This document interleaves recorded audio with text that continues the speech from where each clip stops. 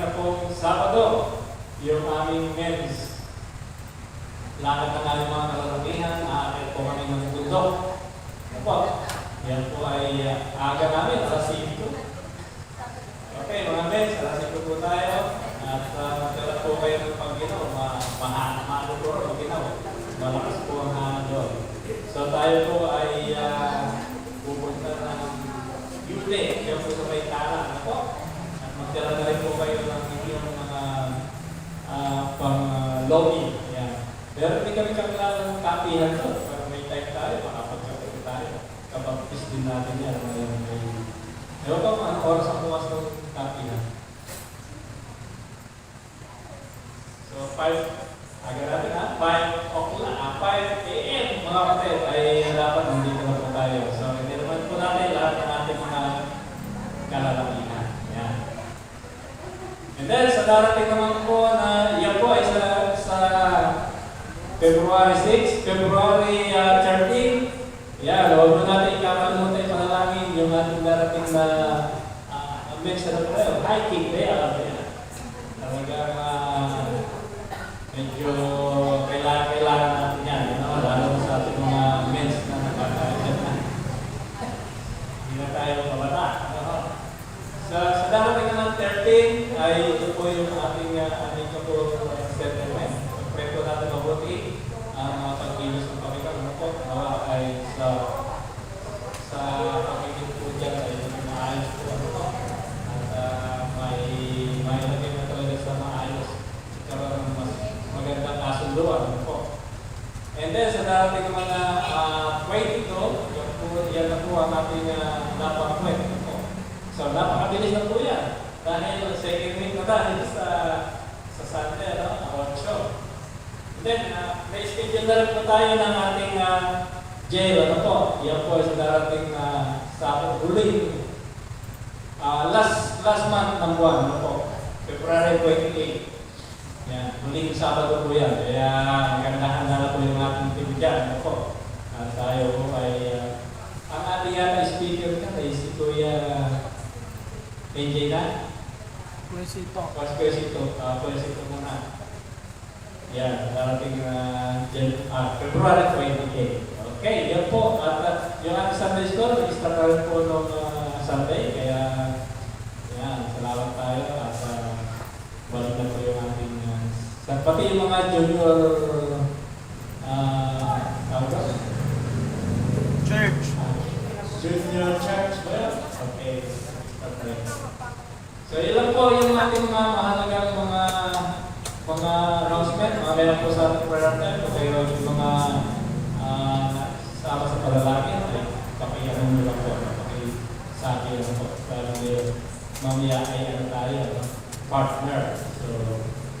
So ilan po mga kapatid, at ngayon sa daling ito, tayo po ay tumapo na sa ating testimony. At pagkakataon po natin na may bahagi yung ginawa ng ating Panginoon sa buhay natin. Alam ko naman na tayo ay may testimony. Nagkakahiya na lang isa. Okay? Yun na kaya malakas ang loob. Yan po ay pasasalamat din sa Panginoon kapag tayo nag-testimony. And talagang pinagpala si Kuya Villa. Ako ay magsilaman sa Panginoon. Talagang kailangan ko ay ang nangyari. Ako ay pinawag sa trabaho. Yung pagdating ko ay sa trabaho, talagang ko magpasayaw. Ano yung isip ko sa sarili? Talagang wala pa ako ng Panginoon.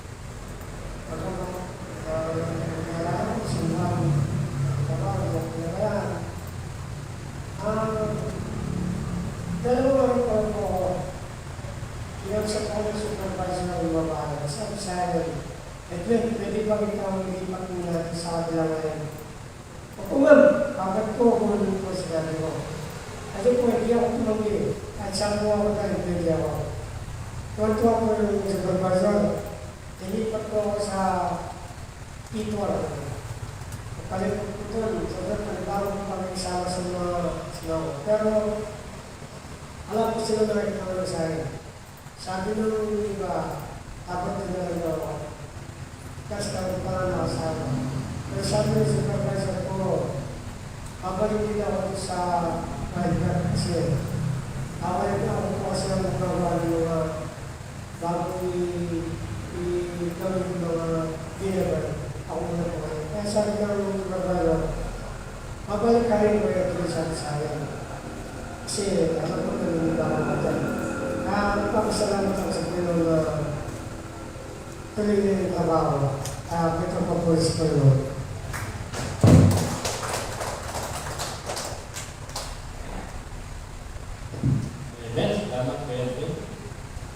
kanina dyan na maraming natututunan. Okay, meron po ba? At,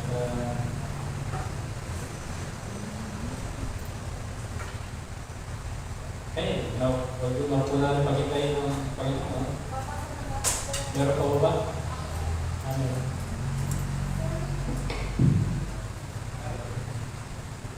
Una-una po nagpupuri ako at nagpapasalamat sa Panginoon dahil nalidaos po yung kasal ng anak ko ng Sabado. Medyo nalulungkot kasi konti lang yung dumating na kapatiran.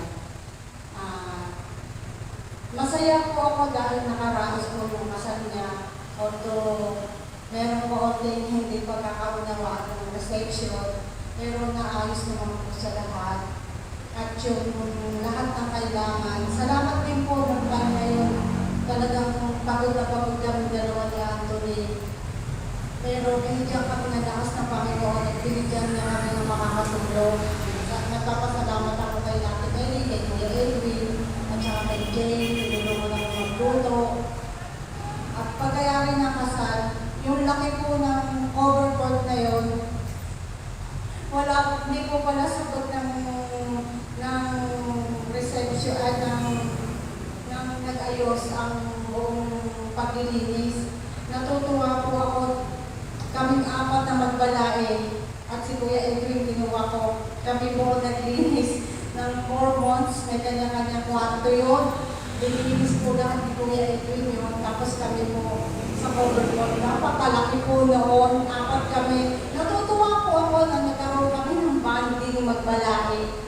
Dahil yung asawa niya at saka yung babae ko magkasama, ako at si Anthony, apat kami naiwan doon na naglilinis. Nagpupuri ako at nagpapasalamat sa Panginoon, bagaman pagod ang katawan, hindi niya kami pinabayaan, na ilaos na maayos at puno ng blessing.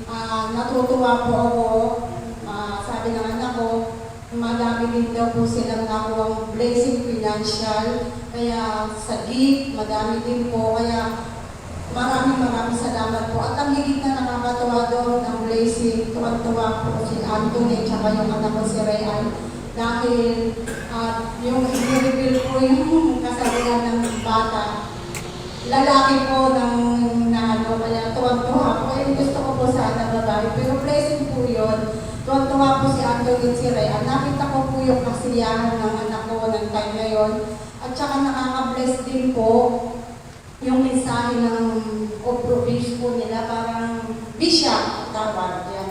Yung bisya, maganda po yung mensahe, galing din po sa Bible. Tapos ako po ang nag-message sa anak ko. Natutuwa po ako maraming na-bless sa message ko sa anak ko. Tapos nung nag-message din po si Rayan, marami din pong natuwa. Narinig ko po yung mga ninang. Sabi, ang ganda naman ng message ng lalaki.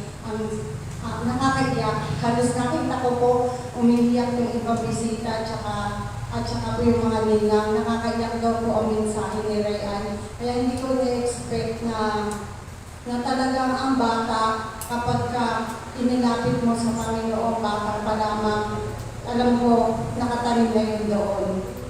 May baon na doon yun. Kaya maganda po na batang pa lang ay inilalapit na natin ng mga anak natin. Sabi nga po, hayaan yung lumapit sa akin ng mga bata. Kaya ako, natutuwa ako na kahit gano'n, hindi siya dumadalo dito, pero nandoon pa rin yung bata siya na nakatanim ng salita ng Panginoon. Kaya salamat sa Panginoon, nakaraos kami at financial, malaki din po yung naubos namin. God provide. Salamat po sa provide ng Panginoon. At nagpapasalamat din po ako. Si Anthony po, nagsasalita na po siya ngayon sa purity. Nakikita ko na po yung paglago niya spiritually. How many years na dinadalangin ko na sana po ay magamit siya ng Panginoon, magsuko siya ng buhay totally. Kahit sa hindi man dito, magkaiba man kami ng church, pero mahalaga na nung siya nagpapagamit, binibigyan siya ng lakas at knowledge and wisdom ng Panginoon.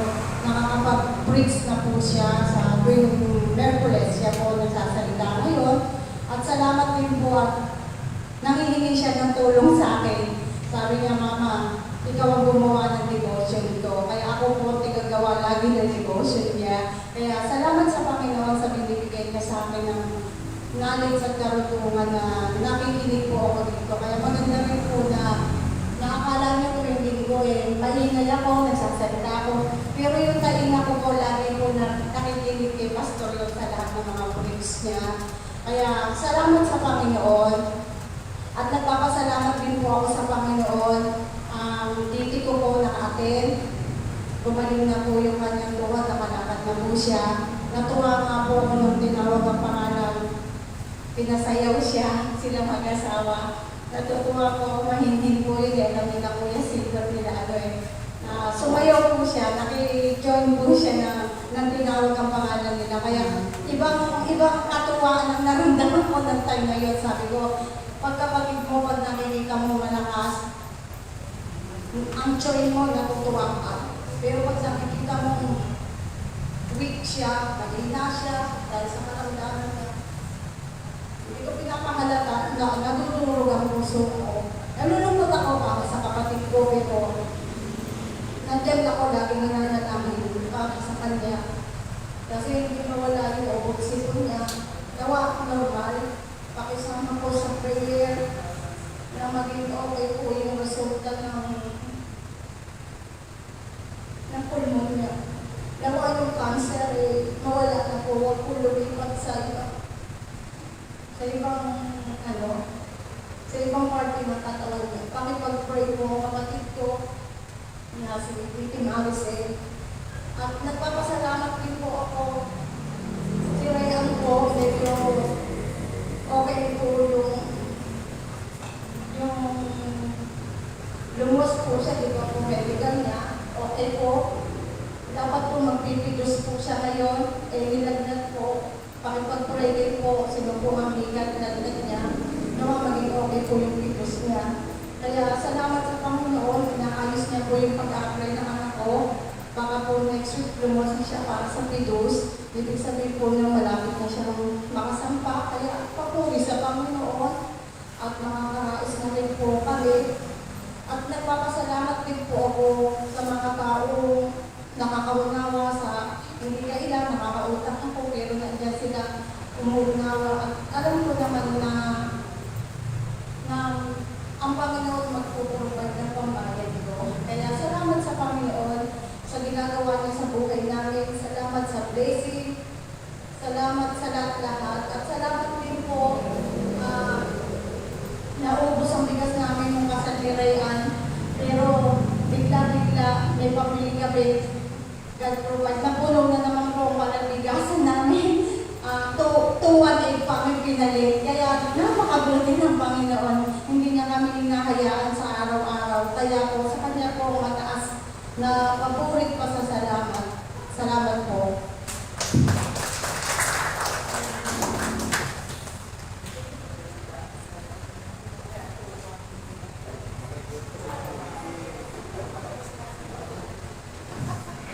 Good evening po sa ating lahat. Kapuan ko po, nagpapasalamat sa Panginoon. Answered prayer po tayo. Salamat po sa panalangin nyo. Lumabas na po yung result ng reclassification. Salamat sa Panginoon na nakikita niya yung mga paghihirap ng mga teacher. Hindi lang ako. So, out of mga 2,200 plus, lumabas na po yung 2,097 na mga teacher na mapopromote ngayong taon na to. So, salamat po sa Panginoon. Pag-pray na lang po natin na dumating po na maaga ang aming DOSCA, yung aming appointment. Napakalaking blessing po nun. Hindi lang sa designation, maging sa siyempre sa sweldo, yung promotion, kaya sweldo. Salamat po sa Panginoon. So, from teacher 3 to teacher 6. So, jump ka ng 3 ano siya. So, yun po, salamat din po sa Panginoon. At answered prayer din po si DJ sa kanyang pinanalangin. Natanggap po siya sa BPSU Coral.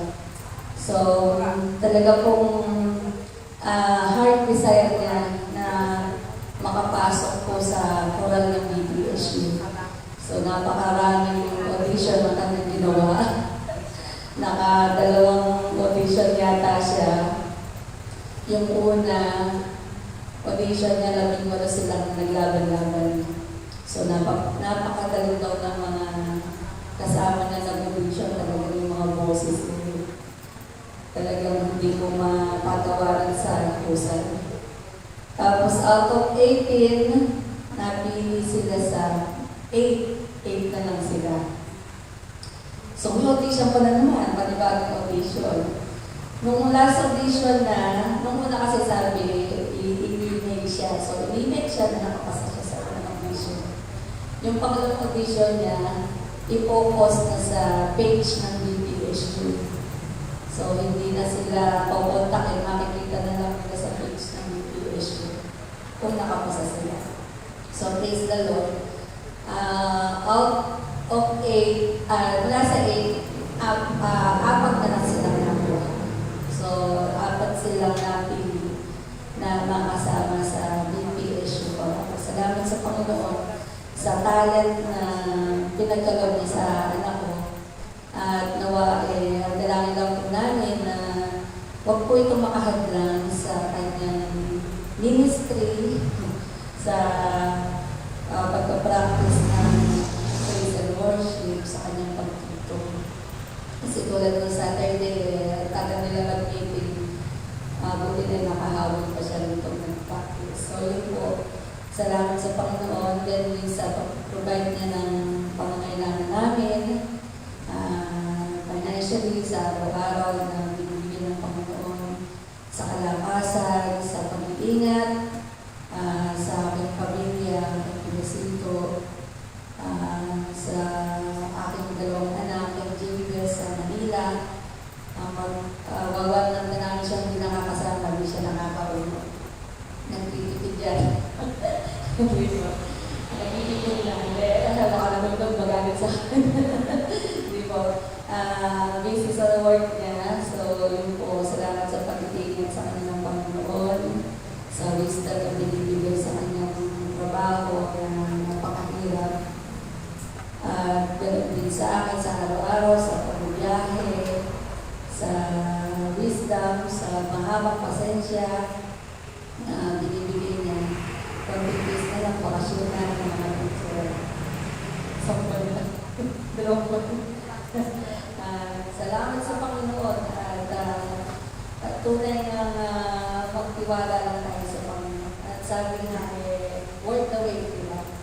Minsan, pagka yung mga nakakaranas tayo lang, parang hindi tinutukoy ng Panginoon yung dalangin namin. Itinit na tayo. Minsan, nawawalan na tayo ng pag-asa, baka hindi tayo owan, noon sa Panginoon. So, matulong tayo maghintay sa itulog ng Panginoon. At siyempre, kaya ganun kasi dahil Panginoon puso na. Dahil itong dalangin sa Panginoon. Ayun, namatay yata yung papalitan. Saan? Nasaan? Isasagot niya sa akin ng mga ano, ito na yes, sa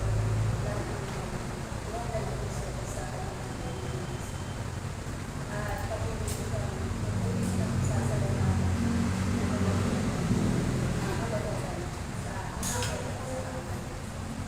Kasi isa.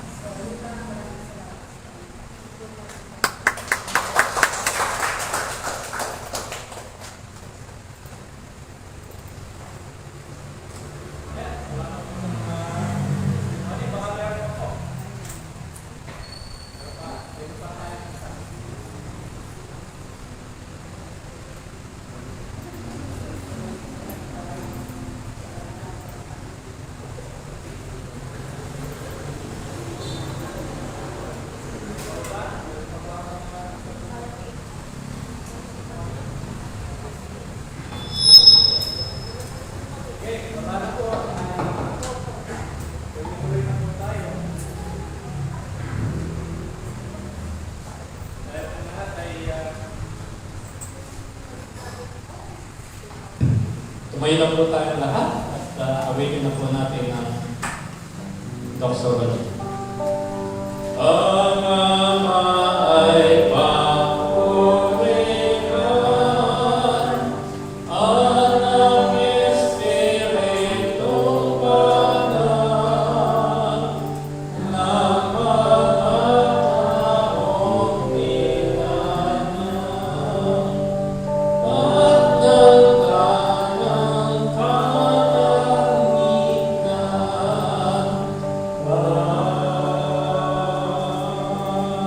Amen. Okay, tawagin natin si John sa kanilang pagkakaloob.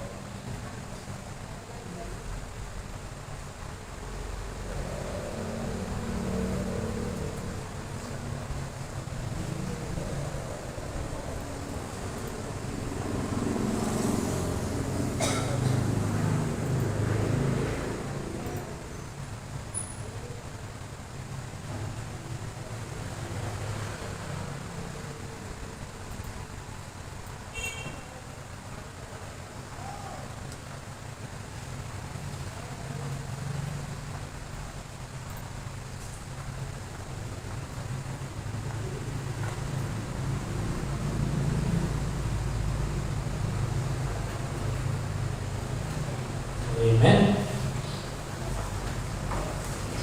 Ganun. Ayos na.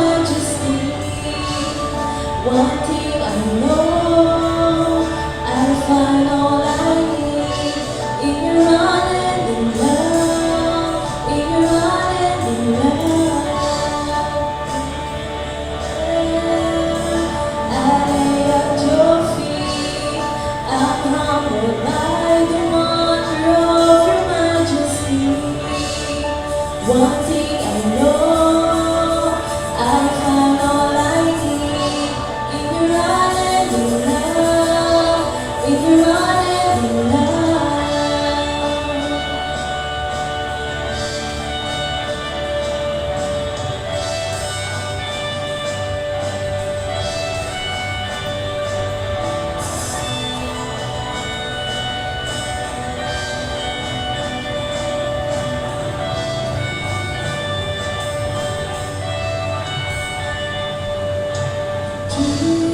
Jesus, nothing compares to this grace that rescues me.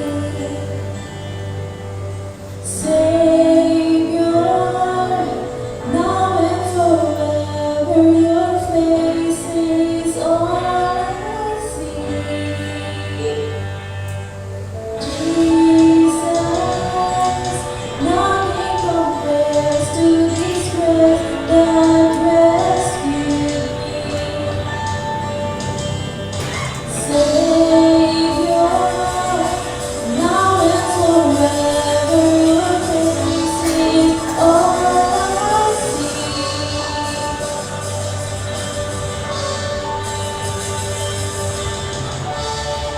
Now all I am, I lay at your feet. I'm humbled by the wonder of your majesty.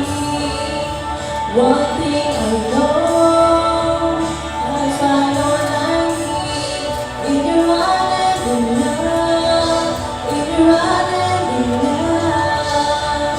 Now all I am, I lay at your feet. I'm humbled by the wonders of your majesty. One thing I know, I find all I need in your unending love, in your unending love.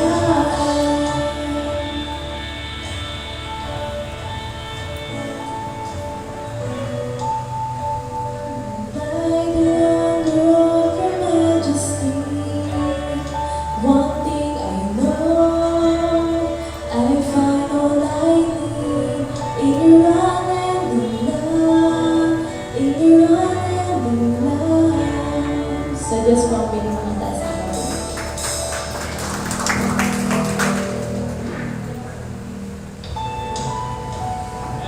Unending love. Napakaganda. Okay, mga kapatid, tayo po ngayon ay darabo na sa ating devotion. At nagpapasalamat tayo na mga mananampalataya ay napo-promote. Yung speaker natin, promoted na rin ito. Promoted na para sa pagiging mission. Wala, ano na eh, may manifestation na. Kaya, nako-comfort si Ninong Remy, hindi bira. Maraming tayo. Okay, maraming na po natin. Yan na po natin ating mga puso para po sa ating pakikinig sa litangan. Ating chairman, Bishop Chairman, Brother Roy. Ikaw talaga, Brother Ronald. Ginari po ako. Okay lang ako. Tanggap ko naman ako na pakintab na. Okay, sige po. Habang patapos po yung kanta, pabilis po ng pabilis yung tibok ng puso ko. Nakaka-nervous po talaga tumatayo dito sa harapan. Sige po, gulay-gulayan po natin yung unang sulat ni Pablo sa mga taga-Corinto. 1 Corinthians chapter 13, verses 1 to 3.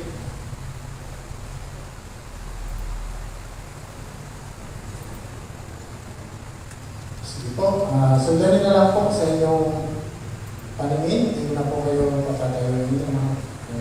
By the way, good evening po. At good evening din po sa mga nakatunghay po sa live stream. Palanggan ng Panginoon sa inyong pakikinig. So ganito po yung sinasabi, 1 Corinthians chapter 13, 1 to 3. Though I speak with the tongues and of men and of angels and have not charity, I am become a sounding brass or a tinkling cymbal. And though I have the gift of prophecy and understand all mysteries and all knowledge, and though I have all faith so that I could remove mountains and have not charity, I am nothing. And though I bestow all my goods to feed the poor, and though I give my body to be burned, and have not charity, is profited me nothing. Nalalaman mo na po tayo?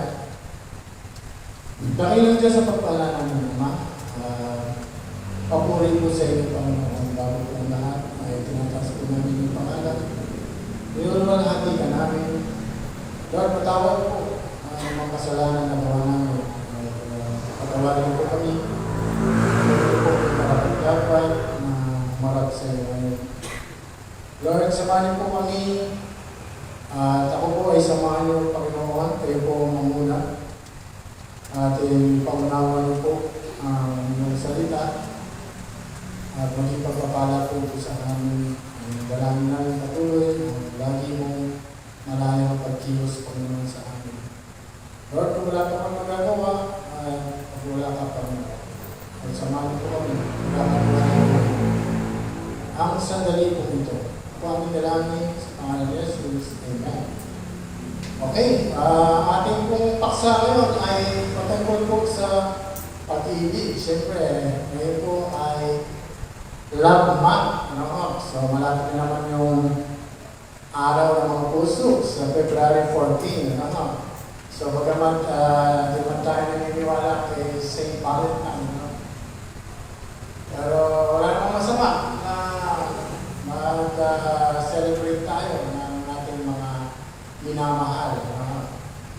So, ngayon po ay dito sa binasa po natin ay binigyang diin po rito kung ano po yung importance, ano po yung kahalagaan po talaga ng love, ano po, ng pag-ibig. Ang sabi po rito sa verse 1, though I speak with tongues of men and of angels.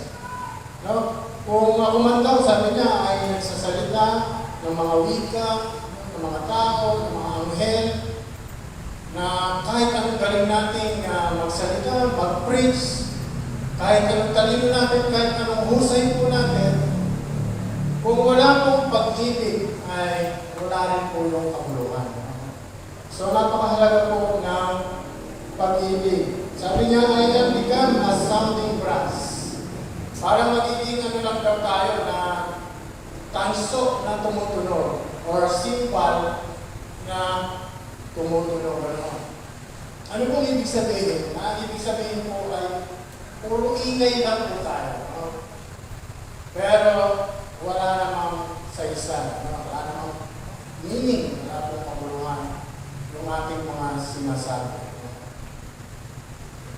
At verse 2 sabi niya, and though I have the gift of prophecy, meron daw tayong gift ng paghuhula, at kaya natin unawain yung lahat ng mga mysteries, yung mga hiwaga, yung mga tao kong ganyan, di ba?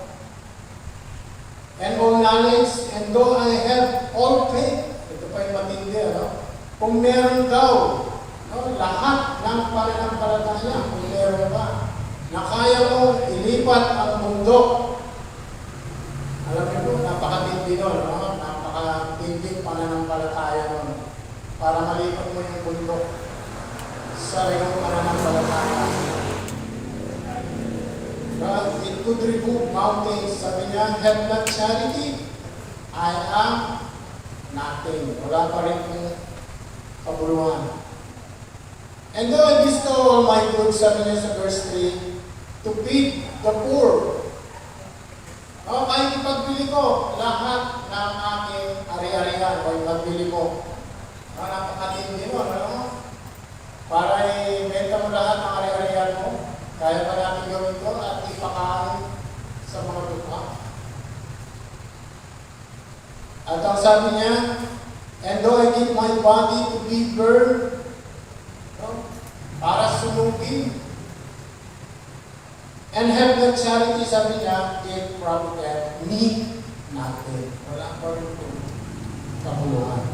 Alam niyo po, napakatindi talaga ng kahalagahan po ng love, ng pag-ibig. Ano po, kung wala po yan, ay wala lahat yan, no, na sinasabi natin. So, ang paksa po natin ngayon ay how to love the mission. Paano natin mamahalin ang misyon? Paano natin mamahalin ang mga missionaries? The missionary work have a vital role in every church. Ano po? Ano po yung vital role? Ito po yung napakahalagang papel na ginagampanan po ng mga missionaries, ng mga manggagawa sa loob po ng iglesia. Napakahalaga po ng kanilang misyon. Alam niyo po, kung wala pong nag-mission sa atin, wala pong GBC. Walang Grace Baptist Church. Kung walang nagtyagang nangaral po sa atin, ay wala po kayo rito. Walang nag-mission kay Brother Ronald, kundi nagtyaga si Kuya Arlen, wala siya rito. Kundi nagtyaga ng aking kapatid, wala rin ako rito. Mga kapatid, napakahalaga po ng mission. Ano po ang dapat natin gawin pagdating po sa mission? Pray consistently, mga kapatid. Pray fervently sa ating pong mga missionaries. Pray for unreached people. Mga kapatid, napakahalaga po niyan. Ipanalangin po natin yung mga manggagawa, yung mga humahayo. Para magkaroon po sila ng kapangyarihan, para magkaroon po sila ng lakas, para ingatan sila ng Panginoon. Para lang po silang maging effective, mga kapatid. Kailangan po ng prayer. Hindi po basta-basta hahayo po ang isang manggagawa.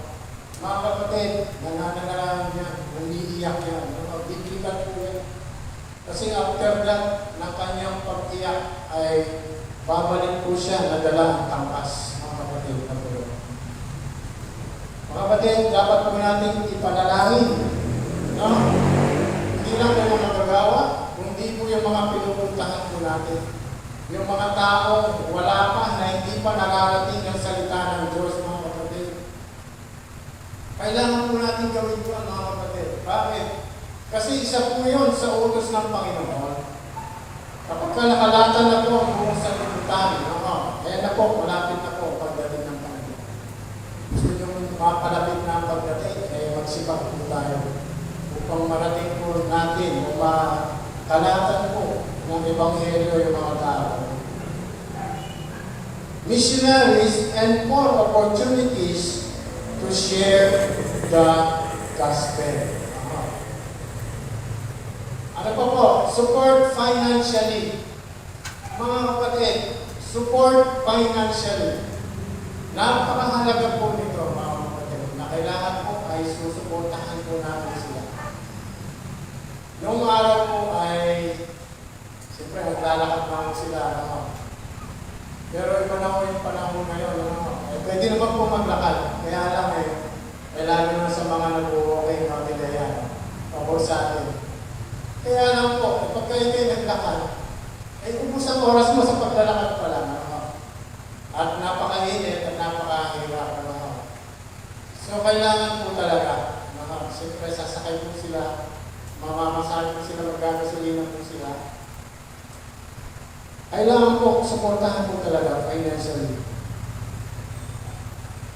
Now, give to missionaries, to sabi niya to alleviate their financial burden.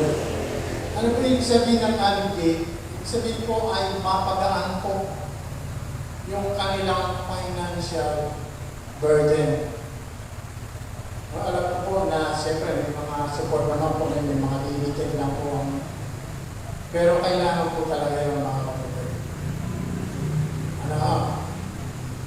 Biblical po yun. Kung babasahin po natin, di ba, sabi, huwag mong bubusalan yung kabayo or baka o kalabaw kapag siya ay tumatrabaho. Bakit po? Kasi mapuputok siya. Manghihina po. Babagsak po ang kalabaw sa bigat ng kanyang trabaho. Nung ako ay nasa bukid, yung bukid po kasi ng kaunti. Pagkaanihan, pinapakakot ko po yung palay. Bakit ka ang tagal ng formata? Formata yung hinihila ng kalabaw. Nung tignan ko, ay nandun sa lubluban ng kalabaw yung mga kalabaw. Nung nandun sa ilog. Bakit ka ang naliligo pa? Yung pala, rini-repress ko nila yung kanilang mga katawan. At pinapakain mo na nila bago nila isama ulit sa trabaho.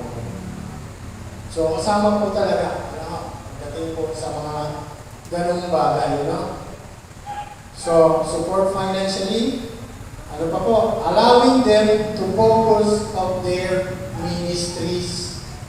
I-allow po natin sila, focus po sila doon sa kanilang ministry, sa kanilang mga ministeryo na kanilang ginagawa. No? We must send people from our churches to serve in missions. Mga kapatid,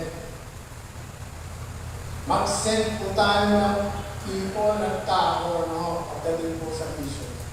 Alam niyo po, dito po ako bilib sa mga ibang samahan. Talagang bawat churches ay talagang tutulong-tulong po sila, no?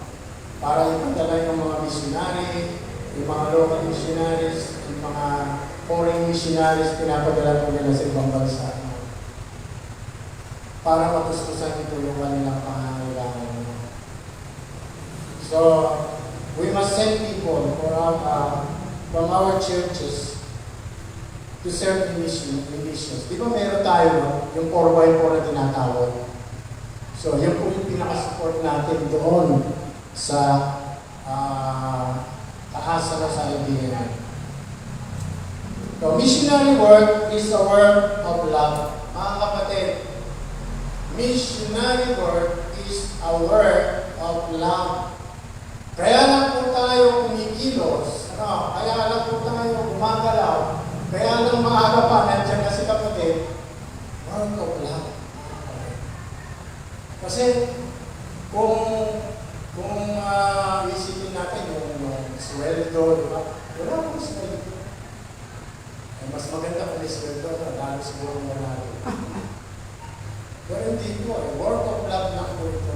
Kaya po tayo kumikilos. Kaya tayo gumagalaw. Dahil mahal natin ang gawain, mahal natin ang Panginoon. Missionary work is a work of love. Missionaries carry a message of love.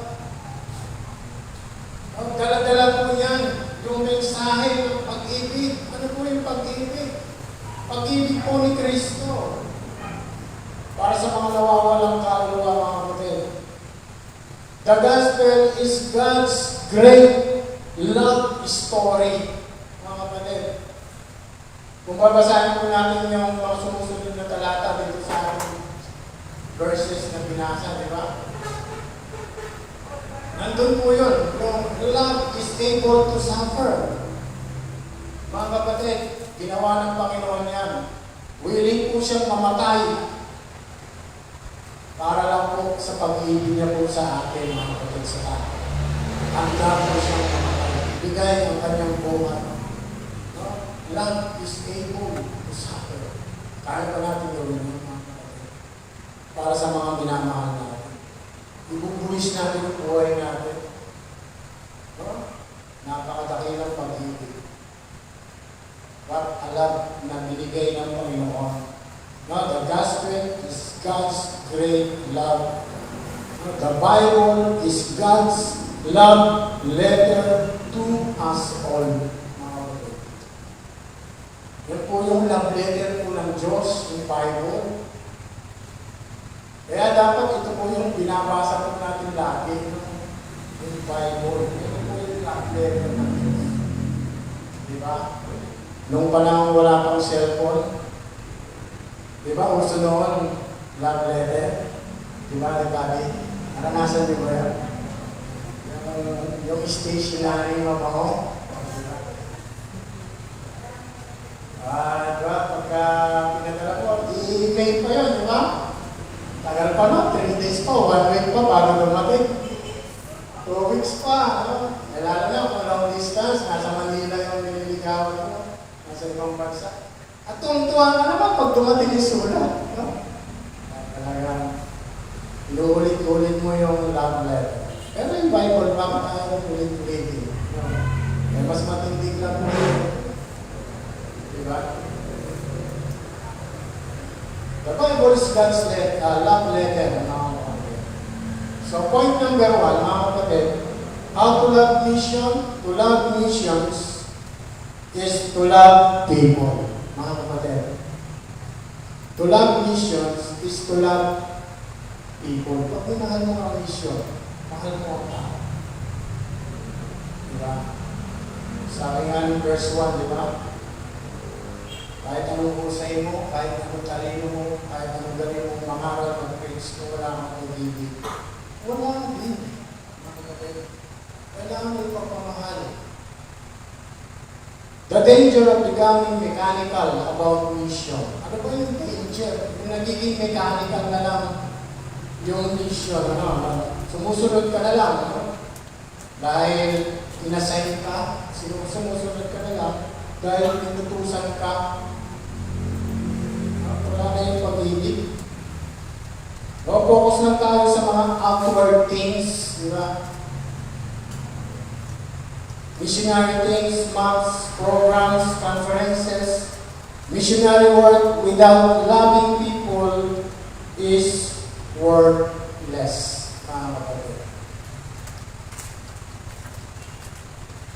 Missionary strategy without love is worthless. Alam niyo po, kahit anong gawin natin strategy, ngayon po, medyo dinadagdagan namin yung strategy namin. Na nag-house to house mission po kami, mga kapatid. Biblical din po yun, dahil yung mga early church. No? Nagsimula sila sa bahay-bahay. Diyan po sila nangangaral. Diyan sila nag-church, nag-worship, nag-break ng bread. Missionary journeys without love is worthless, mga kapatid. Kahit anong journey gawin mo, kung walang pag-ibig, ay worthless. Missionaries at home or abroad must love people. Mga kapatid, kailangan mahalin po natin ang mga tao. Without love, all missionary effort is fruitless. Mga kapatid, kung walang pag-ibig. So sayang lang mga kapatid, kung tayo ay nagsisipag, nagpapagod, samahan po natin ng pag-ibig mga kapatid. Kailangan may pagmamahal. Pangalawa, to love missions is to love souls. Some love people but care only for outward needs. Ano po ang ibig sabihin? Pinamahal lang po. Doon sa outward needs. Yung food, yung pong housing, yung pong clothing, yung pong education. Alam niyo po, napakahalaga po yan. Mamahalaga po yan. Kaya nga nagsisikap yung mga estudyante natin, di ba? Nakakatuwa po yung mga estudyante natin dahil magalang sa kanila, walang nakakakuha ng award. Matatalino po yung mga estudyante natin. Kaya po sila nagsisikap para magkaroon ng magandang kinabukasan, di ba? Para matustusan yung mga pangangailangan natin, hindi tayo maghirap, maghikahos sa buhay. Kasi tuwing may kakailanganin tayo, may tutumutin tayo, kaya tayo nagsusumikap sa buhay, mga kapatid. Mahalaga po yan. Meeting physical needs is important, but not everything, mga kapatid. People can be well cared for and go to hell. Mga kapatid, well-cared ka man. Nasa iyo lahat. Nag-abroad ka, nagsumikap ka, pero hindi ka naligtas. Hindi ka nakakilala sa Panginoon. Hindi mo binigyang oras ang Panginoon. Saan pupunta yung kaluluwa? Ito po yung sinasabi ko ni Pablo. People can be well cared for and go to hell. Jesus stressed the importance of soul. Binigyan po ng pahalaga. Binigyan po ng diin. Ang kahalagahan po ng kaluluwa ng tao. Ano po sabi ng Mark chapter 8, verse 36? Makamtan naman ang buong yaman ng sanlibutan, di ba? Kung ang kaluluwa mo naman mapapahama, wala rin kabuluhan. Mga kapatid, yan po sinasabi ng ating Panginoon. Alam isa-isa mga kapatid. Kasi, impilihan mo ka rin. Anong sense yung yaman mo, yung wealth? Diba? So, kailangan to love missions is to love soul. Kapatid, mahalin po natin yung mga kaluluwa ng tao. Mahal niyo ba ang kaluluwa ng mga tao?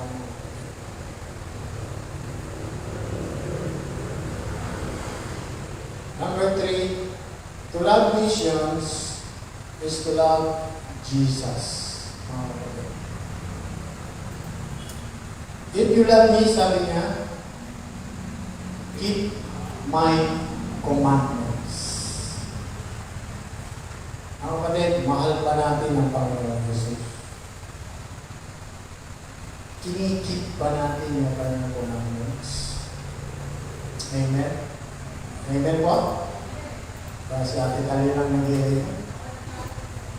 Siya lang yung nagmamahal sa Panginoon. Amen po ba? Amen. Yun. Pero ang tanong, ito po. Matthew 28, 18 to 20.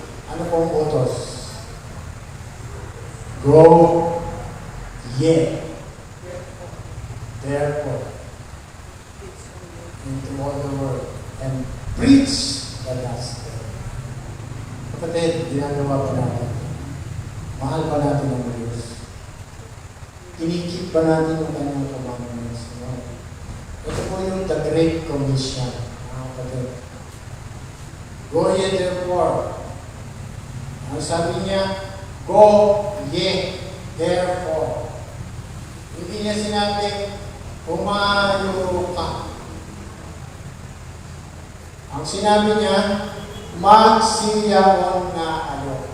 Hindi niya sinabi, humayo ka. Singular. Plural. Humayo kayo. Ano pong ibig sabihin? Tayo pong lahat. Hindi po ako lang, hindi lang si Pero, hindi lang si Piparo.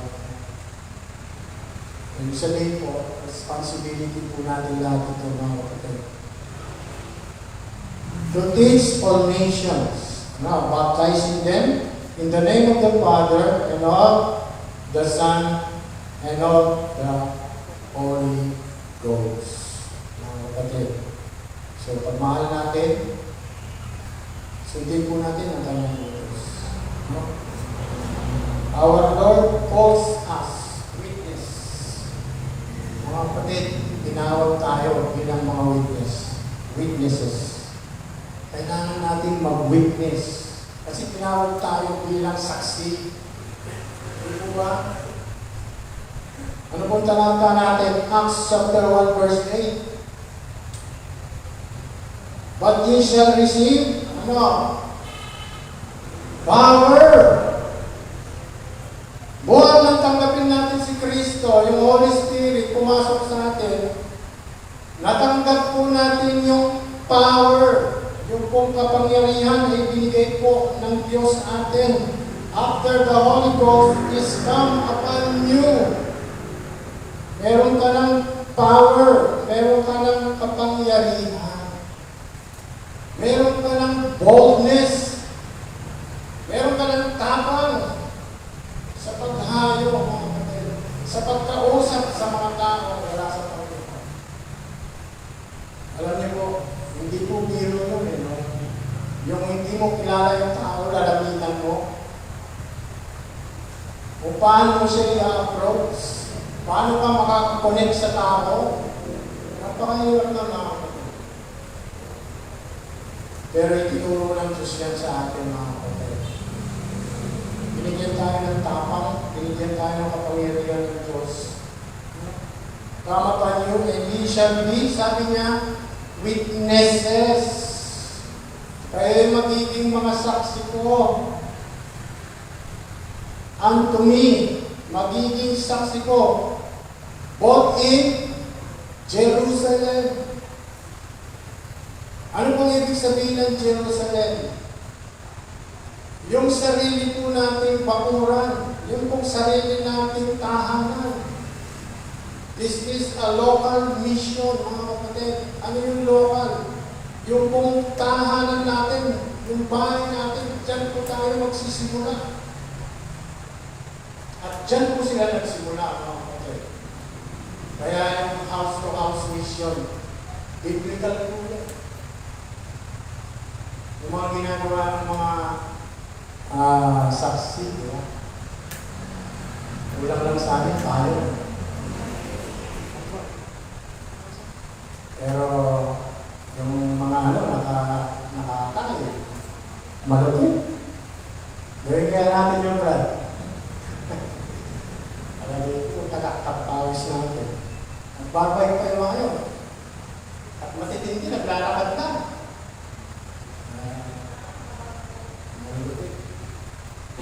Jerusalem, asunod po. Judea. Jerusalem and in all Judea. Ano may Judea? Siyempre, mga kapitbahay natin. Yung mga community natin. Kailangan kinakausap natin. Baka mamaya, naghihingalo na yung kapitbahay mo. Di mo man lang nakausap. Minsan, wala tayong pakialam di ba? O baka nahihiya lang tayo dahil siyempre hindi maganda yung pagkatoo natin. Kaya nagiging saksi tayo ng mga pagkakita. Ano sunod po? And in Samaria. O another, lugar, another bayan. Punta ka na sa Samaria, punta ka na sa Orani, punta ka na sa Pampanga. Ano po ang susunod? And unto the uttermost part of the earth. Yung pong kahuli-hulihang hangganan ng lupa. Alam niyo po, napakabalang po natin. Bakit? Kasi yung bansa po natin napaka-open country. Malayang-malaya pa po tayo na nakakapangarap. Nakakapag-share. Pero sa ibang bansa, mga kapatid, hindi mo pwede gawin. Kaya bilib ako sa mga foreign missionaries na pinagdadala. padala sa Nepal, padala sa Vietnam, may mga communist country mga kapatid. Yung bang nababalitaan nyo na nahuli na humihingi ng prayer dahil pupukutan sila ng ulo. Gaano kabigat yun mga kapatid? Hugot ulo versus pananampalataya. Ano gusto mo? Si Kristo o laya ka? Diba? Pero kung talagang tunay ka mananampalataya, sige, putuloy mo na yung ulo mo. Total, langit naman ako. Diba? Pero pagdating sa actual, malalaman ko kung gaano tayo naninindigan sa Panginoon. No? So, ayun po, mga kapatid, yung ating last point, to love mission is to love Jesus. Mga kapatid. Mahal natin ang mission, mahal natin ang Panginoon. Kung hindi mo mahal ang mission, hindi mo mahal ang Panginoon. Kamahal po ba natin ang ating Panginoong Jesus? So, sabihin natin sa iba ang kaniyang pagmamahal. Tumayo po tayong lahat, tayo po yung manalangin. Pero na,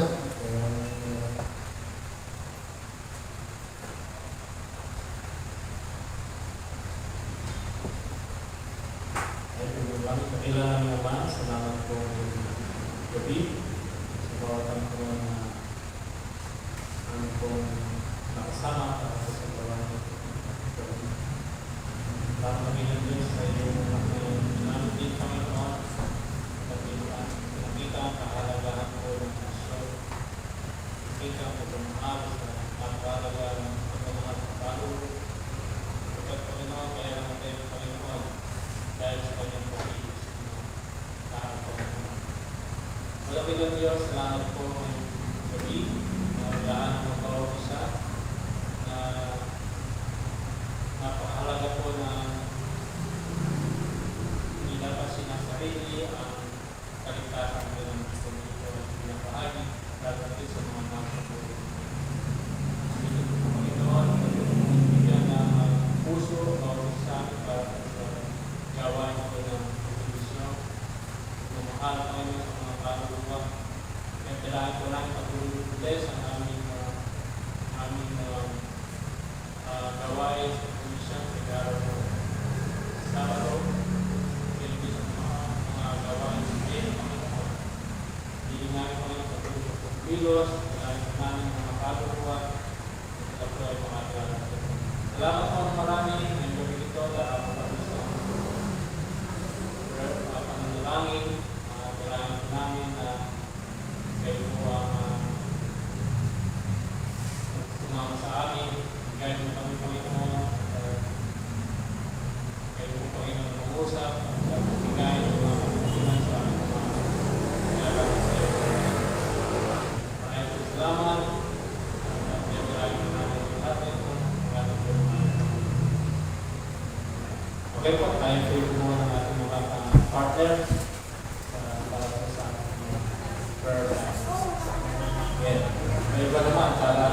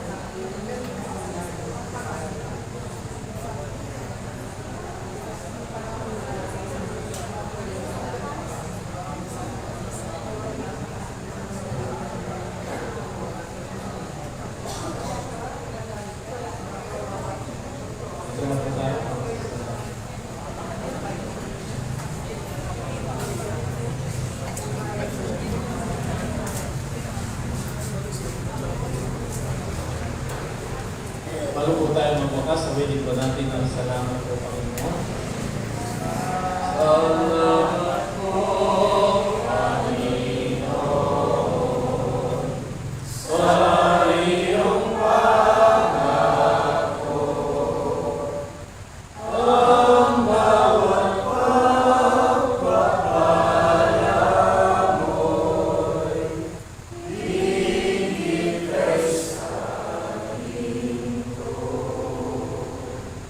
Sa closing po natin, Deacon Angel.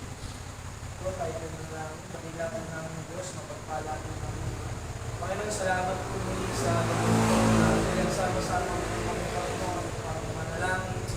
Salamat na rin ng Diyos sa mga katubunan ng panalangin na aming po natanggap, Panginoon. Maging sa mga panalangin pa na aming ibinulong sa iyo, Panginoon, ay naangkin na po namin ang katagumpayan sa Lord, patuloy niyo pong pagtali-talingin ang puso ng bawat sa pusa amin, Panginoon, sa mga bagay na patuloy namin idinudulog sa iyo bilang isang iglesia, Panginoon. Nakikita mo po ang suliranin po namin, Panginoon. Wala po kami magagawa dakilang Diyos, maliban na ito po sa kumilos, sa puso ng bawat isa, Panginoon. Sa darating po na mediation conference, Panginoon, patuloy namin nilalapit sa iyo ang patayong mediator, Panginoon. Mediator po ang makakaharap, Panginoon, mula sa aming pastor, sa aming abogado, Panginoon.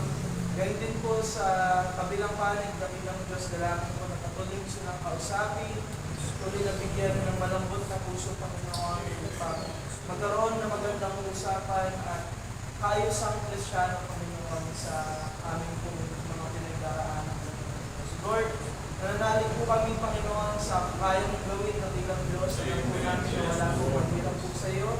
Alam po namin na wala pong imposible sa iyo, Panginoon. Ikaw po ang siyang patuloy na kumilos sa buhay ng bawat isa po sa amin, Panginoon. Mula sa aming pastor, hanggang sa lahat po ng mga membrong, Panginoon. Maging sa papasuloy namin, Panginoon, bagong chapter ng aming church, Panginoon. Dalangin po namin na kayo po ang siyang patuloy na sumama, Panginoon. Mag-provide ng lahat ng mga pangangailangan namin, yung vision namin kung na iyo pong pinakita po sa amin, Panginoon, ay magawa po namin ng naayon sa kalooban ng Panginoon.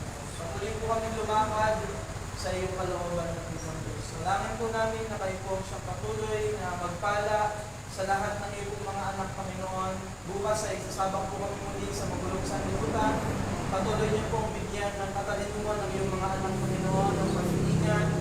Higit sa lahat ng biyaya, Panginoon, upang magkaroon po kami ng magandang testimony sa lahat po ng makakasalamuha po namin, Panginoon. Lord, sa oras po nito, Panginoon, lahat po ng hinaing ng aming puso ay inaakit na po namin ang tagumpay, Panginoon. Sa iyo po namin binabalik ang lahat po ng papuri, ang lahat po ng pasasalamat sa matamis at makapangyarihang pangalan ng aming Panginoon Jesus. Amen. Amen. Okay, sabi po mga men, dito po ang ating meeting place. Ay, wala.